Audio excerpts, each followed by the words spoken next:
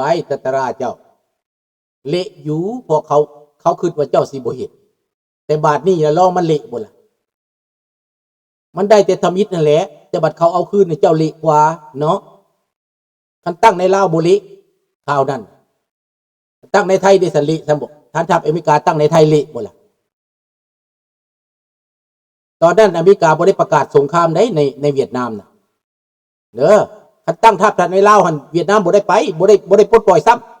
ำเป็นหยังพอมันปิดเส้นทางดิแต่ลาวหั่นไปเปิดทางให้เขาไขประตูให้โจรลาวนี่นะกองทัพลาวเขาก็ฮู้เขาบอกแล้วแต่รัฐบาลบ่ฟังรัฐบาลเอียงซ้าย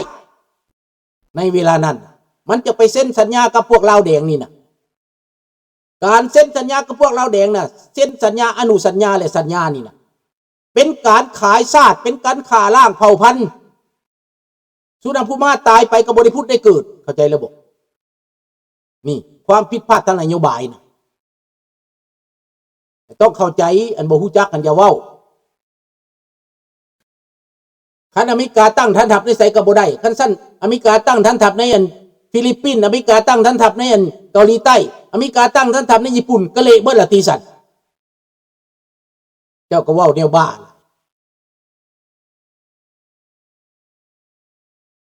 จะไปเบิ่งดูผู้ใดเละกว่ากันน่ะอเมริกาตาย8คนสมมุติ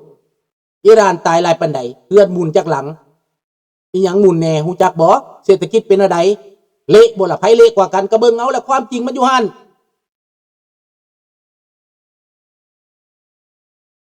บ่ต้องไปเบิ่งไกลดอก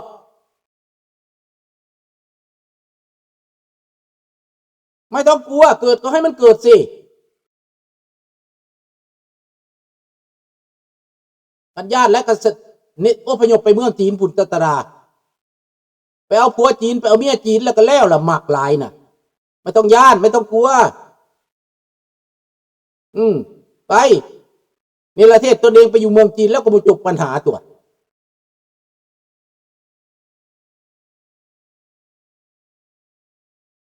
สิย่านหยัง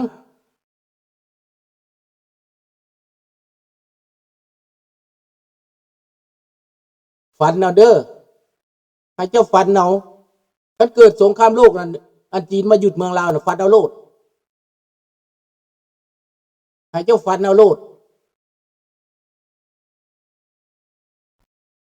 คันเกิดสงครามโลกเมืองลาวถูกปลดปล่อยพี่น้อง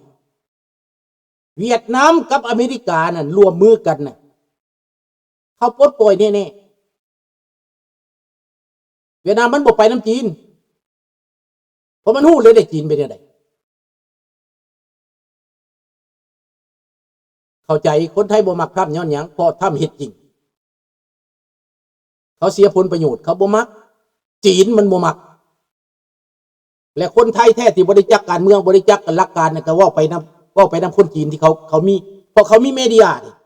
จีนอยู่ในเมืองไทยเขาเฮ็ดหยังเขากำเมเดียเขามีการศึกษาเขาได้เรียนรู้เขาไปสอดเรื่องมาแล้วเขาก็มาประเลาแลกเอาเงิน2ทางฉะนั้นมันไม่ได้เกี่ยวกันดอกเรื่องนี้นะแต่ถ้ามันเกิดลองเมืองเมฆคันโมเมนต์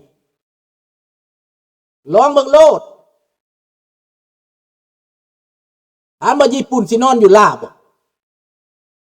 แต่ถ้าว่าญี่ปุ่นตายบอกเขาไม่ได้ตายได้อเมริกากับญี่ปุ่นไต้หวันเกาหลีใต้เขาจับมือกันฟิลิปปินส์เห็นบอกลุงมั่นใจว่าอเมริกาขึ้นบกขึ้นประเทศไทยนั่นแหละอยู่นั่นแหละเขมรก็ขึ้นเขมรเสรีหยุดแน่นอนโลดเขมรเสรีขึ้นฝั่ง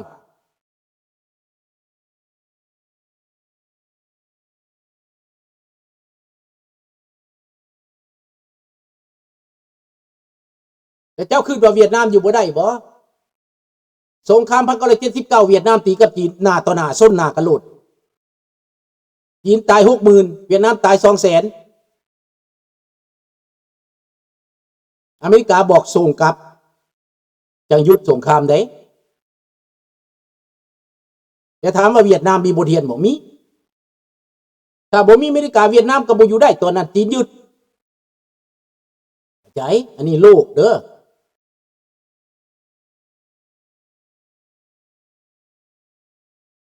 เขาสิสู้เจียนลาซินมันก็บ่ได้เป็นอย่างเพราะอเมริกามันหยุดแล้วสงครามคือสงครามถ้าผู้ใดต่อต้านคือตายเท่านั้นแต่ถามว่าพวกจีนอยู่ในกรุงเทพมันสิต่อมันสิสู้กับอเมริกาบ่เอ้าจีนในกรุงเทพจีนสนธินี่สิไปจับปืนต่อสู้อเมริกา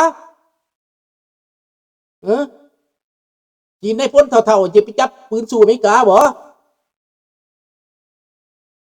เจ้าก็คิดว่าบังดูถ้าอเมริกาเข้าไทยนี่เขาเข้าบ่แม่น10,000 คน20,000 คนนี่เขาเข้าเป็นแสน300,000 คนพุ่นน่ะเขามาเบิดมีเท่าใดของคนมาเบิดเหยียบไปโลดพม่าก็เหยียบไปเลยเขาบ่ได้มาดามคนเด้อเขาคนมาจนหมดแล้วประเทศอ้อมข้างประเทศใดที่ว่าต้องการเป็นทหารต้องการจะได้เงินมีทหารจ่ายเงินอีกลองบังเด้อคันบ่แม่นครั้งนี้น่ะสาธุแม่เกิดแต่พวกเจ้าเห็นในแม่เนาะพิสูจน์แต่พวกเจ้าเห็นในแม่เนาะอันพวกเจ้าคิดว่าแต่จีนพวกเจ้าเก่งนั่นน่ะถามว่าจีนพวกเจ้าสิดื้อได้ฮอด5 เดือนบ่คันอยู่ได้5 เดือนนี่ว่าหลายเติบแหละเก่งแหละมีอาหารกินกุ้ม5 เดือนบ่มีน้ำมันกุ้ม5 เดือนบ่เท่านั้นแหละถามมาลูกจรวดอเมริกานี่มันบ่ไปถึงใส่เนาะไต้หวันยิงบ่เป็นเนาะญี่ปุ่นบ่มีอาวุธเนาะมีแต่จีนเนาะมีอาวุธเนาะเก่งหลายเด้อจีนพวกเจ้าน่ะตะเบิงคอยนี่จะได้ต้มจีนกินพุ่นแล้วคอยนี่นะเอาไปปิ้งคือหมูนี่มันจังสิสมใจมันเป็นอันนั้นเด้ไอ้พวกเจ้าพร้อมไปโลดพวกเจ้าพร้อมจีนน่ะฝันไปเอาจีนมาปกครองอีกคันบ่ได้เอามันมาคนมันมาเบิดประเทศน่ะมันเป็นคอมมิวนิสต์เบิดประเทศน่ะแห่งดีพวกเจ้าญาติหลายน่ะพวกเจ้าก็เบิ่งเอายูเครนนั่นแหละรัสเซียมันเก่งกว่าจีนพุ่นนะเรื่องสงครามน่ะมันก็ยังสู้บ่ได้สู้ยูเครนบ่ได้พวกเจ้าก็เบิ่งเอาแท้แม่สิไปเบิ่งไกลหยังแล้วจีนนี่มันอยู่ในฝั่งเดียวมันสิออกสู่ทะเลได้บ่ถามแหน่มันสิไปอยู่ในทะเลได้บ่ล่ะอยู่ในทะเลถูกทำลายเบิดเอ้าเรือลำใดถูกทำลายเบิดปิดล้อมเบิด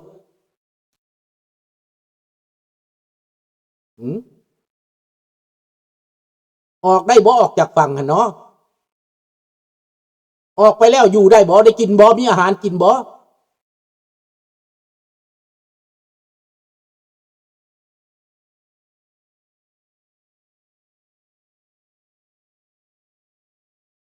อันนั้นพวกเจ้าขึ้นไปเองตาราเจ้าถูกล่างสมองจากจีนเจ้าฟังทุกมือจีนมันอ้อมข้างเจ้าหัวเจ้าก็เลยเป็นจีนเจ้าก็เลยขี้ย่านไปเจ้าวาดภาพไปเจ้าเบิ่งนางจีนลายพูดอันใดก็เก่งเบิดจีนเจ้าน่ะจีนเจ้าคันบ่มีอเมริกาก็บ่มีมือนี่ดอก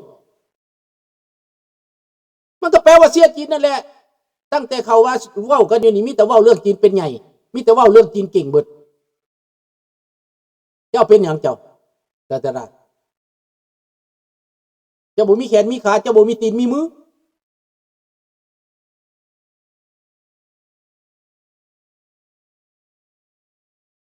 เจ้าเบิ่งแต่ตำราจีนอ่านตำราจีนแล้วจนเป็นบ้าบ่สิเป็นแนวนั้นติสงสัยอ่านตำราจีนหลายเด้เบิ่งหนังจีนหลายติยาวนั่นแหละสนะเบิดจีนเอาสนะเบิดแต่ลองมึงดูความจริงน่ะสงครามจริงน่ะถ้าเบิ่งเด้อเอานะเฮ็ดน่ะให้มันเห็นนี่นะรู้บ่ได้มักสงครามดอกฮะมันสร้างคนบ่เป็นแนวนี้น่ะอย่าให้มันเกิดซะนะให้มันพิสูจน์กันเลยน่ะถามว่าประเทศยุโรปถามว่าเขาสินั่งอยู่ลาบ่ฮอดเวลาพวกนั้นก็เล่นน้ำก้นเลยเสื้อนี่เพราะเขาว่าญาติตายคือกันตอนนี้เขาลิ้นเกมตอนนี้นะเห็นแล้วบ่สงครามโลกครั้งที่2 ญี่ปุ่นมันเก่งสำใดเยอรมันมันเก่งสำใดปานนั้นอเมริกาคนเดียวยังปราบได้ให้เจ้าเอาขนาดในสมัยนั้นได้แต่สมัยนี้ต่างได้ถ้าเกิดสงครามนักขนาดนั้นนะ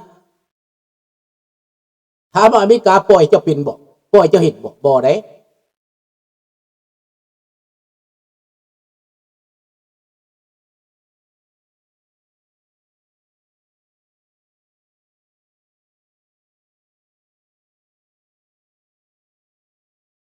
จะวางแผนโลดเจ้าสิแตกเป็นเสี่ยงตา12พนาก็สิแตกไปยุ่นนานเจ้าก็สิแตกออกสิเป็นหลักหนึ่งอีกเจ้ามาวางไว้โลดทหารเจ้าเนี่ยฮุยเกอร์ก็สิแตกเป็นหลักหนึ่งอีกเมืองจีนสิแตกเป็นเสี่ยงก็เป็นครั้งนี้แหละมันบ่มีเมาเสือตุงอีกแล้วเมาสีนี่นะมันสิตายบักสีเจนพิงหัวใจวายโลดครั้งนี้ลองมึงแม่ทหารจีนแตกกระโลดครั้งนี้นะพวกจงหักผักดีบักสีไปแถวหนึ่งพวกมาทางอเมริกามีจำนวนหนึ่งเอาไปเฮ็ดโลดลองมึงเด้อคันโมเมนนะลองเบิ้งลุงมั่นใจว่าครั้งนี้นะจะเป็นรัฐบาลได้กระยาสิเป็นถ้ำหรือบ่เป็นถ้ำนะแต่อเมริกาเขาบ่วางมือกับจีนอยู่แล้วตุบกันเด้อตุบกันเจ้าบอกว่าจีนชนะจีนหยุดได้เบิดเจ้าหยุดไปโลดรถไฟความไม่สูงของเรานะขอ2 ลูกเท่านั้นแหละตุ้มใส่ขัวนะเอาเหาะโลดแหละลูกเดียวให้มาลูกเดียวอัตตาแคมลูกเดียวนะหรือว่าโตมาฮอกลูกเดียวเบิดโลดเบิดทางไปเมืองลาวเดินทางเข้าเดินทางดินรัฐจัดการมัน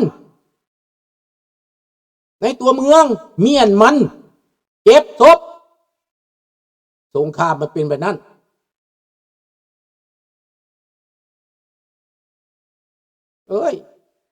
เจ้าบอกกอมบัตุยเจ้าก็ขี้ขาที่หอนยามละบ้านจะต้องการ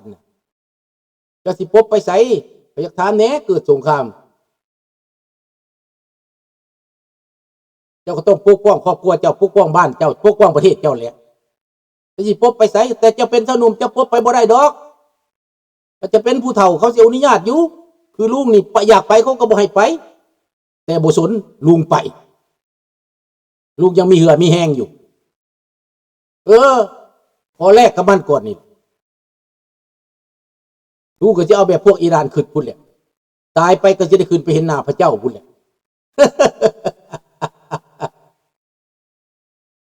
นี่มันแก้แค้นพวกมันนะ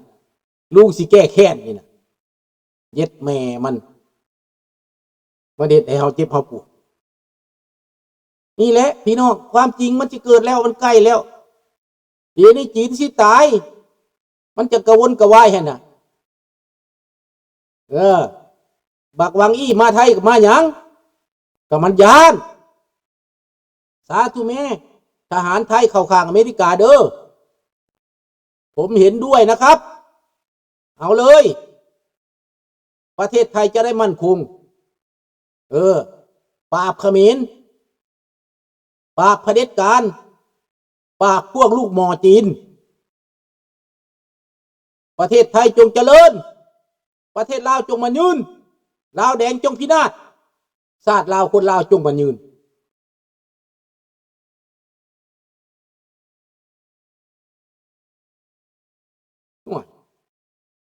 บุกเกี่ยวแล้วฮอดเวลานั้นกระตู้ไผตู้มันเลยเนาะปล่อยกระปุกป้องตู้ข่อยแล้วไปฝ่ายจีนกับเมียนแล้วเก็บแล้วฮอดเวลานั้นอเมริกาเขาสั่งเด้เอาไหมมันสิเกิดแต่แท้แหละใกล้เข้ามาทุกทีตามเบิ่งนี่นะลุงมีลางสังหรณ์ว่ามันใกล้เข้ามาทุกทีแต่คนลาวเขาจะแตกอย่าแยกกันเด้อพี่น้องคนไทยคนอีสานก็ตามอย่าแยกกันเด้อ